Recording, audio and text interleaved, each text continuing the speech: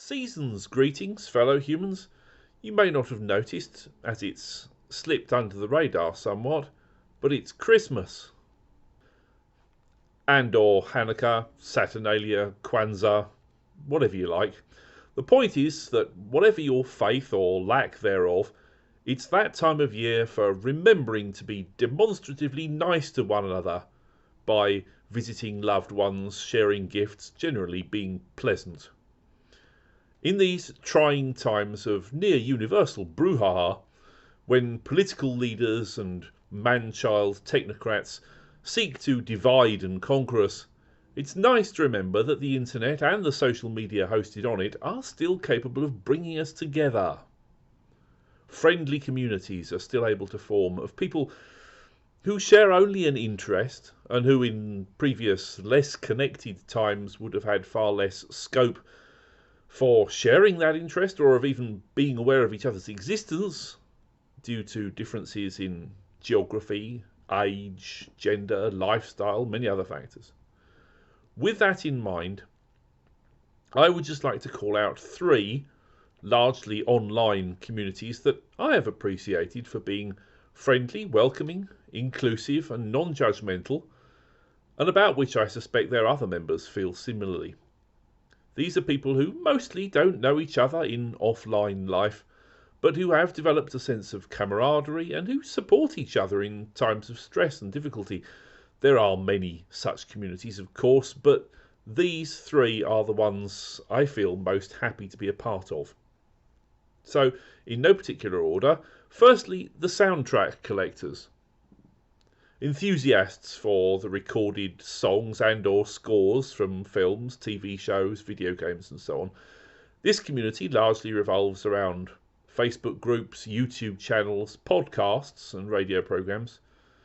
So a Merry Christmas to all these people.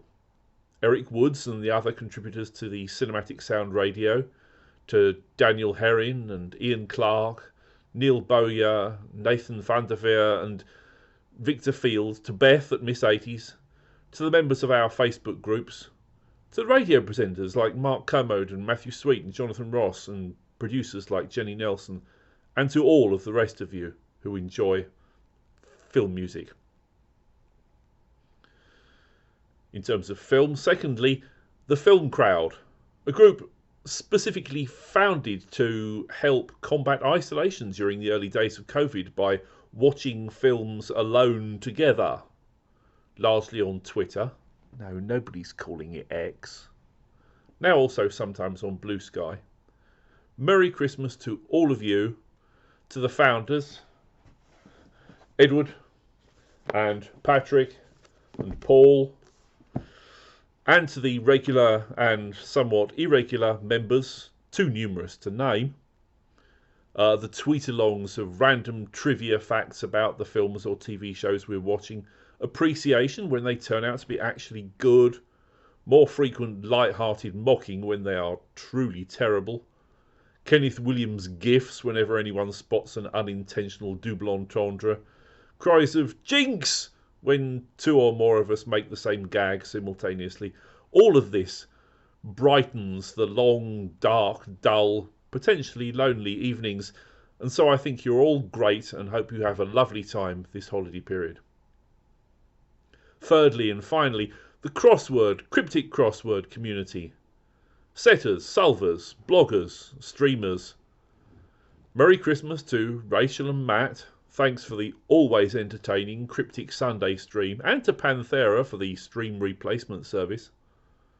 Merry Christmas and thanks to The Void and all the witty and knowledgeable setters and solvers who have contributed their general knowledge to the Off-Grid podcast.